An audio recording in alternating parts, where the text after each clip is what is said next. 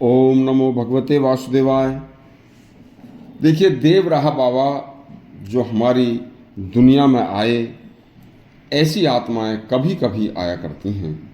उनका देवराहा बाबा के एक चमत्कार की एक बड़ी अच्छी कहानी आज आपको सुनाने जा रहे हैं, जिसमें उन्होंने जीवन के हर पहलू को लेकर और भक्ति के सभी मार्गों को बताया है।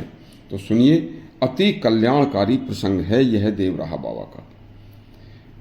ज्योतिर्मठ, जिसे जोशी मठ कहते हैं, यह 8वीं सदी में आदि शंकराचार्य ने 4 मठों की स्थापना की थी। उनमें से उत्तर भारत की दिशा में स्थापित 8वीं सदी के ज्योतिर्मठ ज्योतिष मठ को चारों शंकराचार्यों के चारों मठों में प्रथम विशिष्ट स्थान प्राप्त है।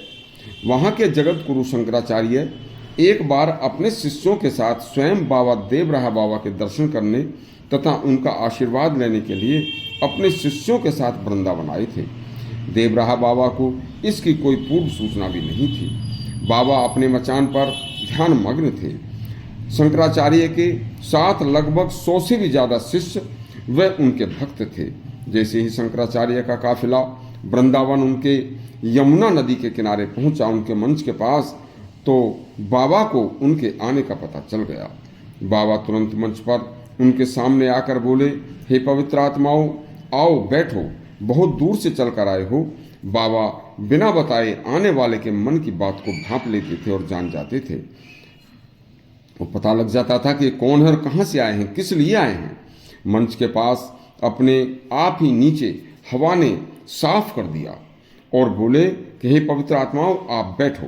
और जितने भी लोग थे सभी को एक एक बड़ा सुंदर सेब, एप्पल उन्होंने अपने मचान से ऊपर से ही सबको दे दिया और कहा, मचान से कहा कि सभी लोग यह प्रसाद ग्रहण करो।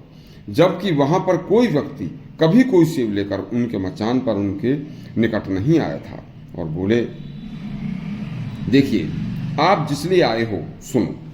भगवान नारायण का संपूर्ण चित्र से भजन करने वाले को कोई मार नहीं सकता, कोई ग्रह पीड़ा उसे सता नहीं सकती, कोई राक्षस उसकी ओर आंख उठाकर देख नहीं सकता। भगवान की दृढ़ भक्ति करने वाले परम भक्त, परम पुरुष दुनिया से ज्यादा दुनिया में कोई बड़ा नहीं होता। हे पवित्र आत्माओं, शरीर के पैर वही सफल हैं जो भगवान के मंदिर में भगवान के दर्शनों को जाते हैं। हाथ वही सफल हैं जो सदा भगवान की पूजा में तत्पर रहते हैं। मनुष्य की आंखें वही सफल हैं जो सदा अपने शुद्ध चित्त में भगवान के दर्शन किया करती हैं। जिह्वा वही सफल है जो निरंतर हरि नाम जपती हुई अपने कार्य करती है।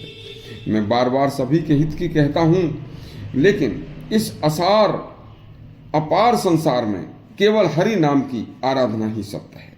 यह स्थावर जंगम रूप जगत एक आसमानी बिजली की तरह क्षणिक है। जैसे आकाश में एक क्षण के लिए बिजली चमकती है और क्षण भर में वह गायब हो जाती है, पता नहीं कहाँ चली गई।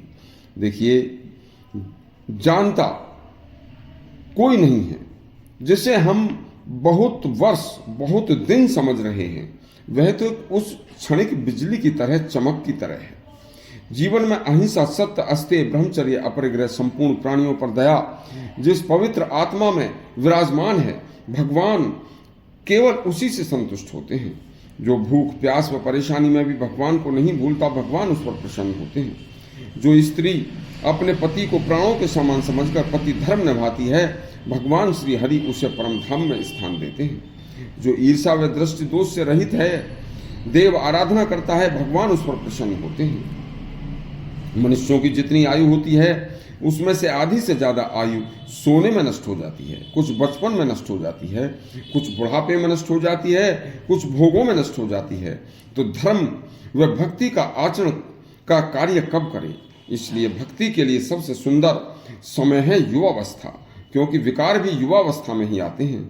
इसलिए जिसने युवावस्था में सत्य का पालन करते हुए भगवान की भक्ति कर ली, वह परम धाम का अधिकारी हो जाता है। इस तरह के अन्य शास्त्रों के कल्याणकारी प्रसंग सुनने के लिए हमारा चैनल सब्सक्राइब करें और घंटी दबाएं। धन्यवाद।